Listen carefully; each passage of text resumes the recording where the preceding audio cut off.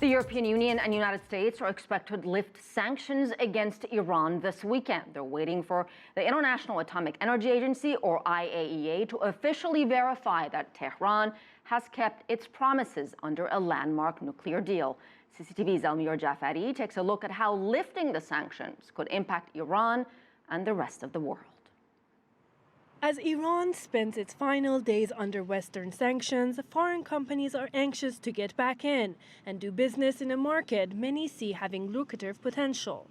Final verification of Tehran's adherence to terms of the July deal is expected from the international inspectors this week. The report will trigger Implementation Day, when all nuclear-related international sanctions by the UN, U.S. and EU will be lifted. There is not a set date yet. The date is going to be linked to the full implementation of all the steps that need to be taken for the implementation day to happen. What I can tell you is that my expectations are that this day could come rather soon. By all accounts, Iran has fulfilled its obligations under the deal. Thousands of centrifuges have been deactivated. It's transferred the bulk of its low-enriched uranium stockpile to Russia. And as a final step this week, the country says it removed the core of a heavy water reactor at its Arak nuclear site to ensure it cannot be used to make atomic weapons.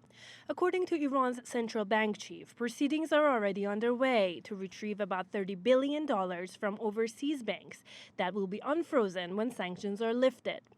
And as a player again, Iran's GDP is expected to get a big boost. World Bank economists predict a rise of up to 5% this year, from 2.8%. Much of Iran's economic future will depend on the oil industry. Tehran is expected to immediately add almost 500,000 barrels per day to its crude exports.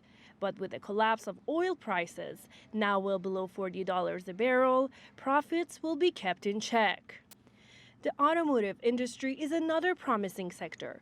European car companies like Germany's Volkswagen and Italy's Fiat have already entered into talks with Iranian officials, both looking to open production facilities inside the country, one of the biggest auto markets in the Middle East.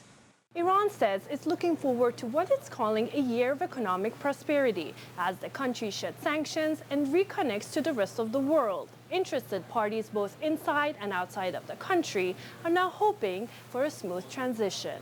Elmira Jafari, CCTV, Washington.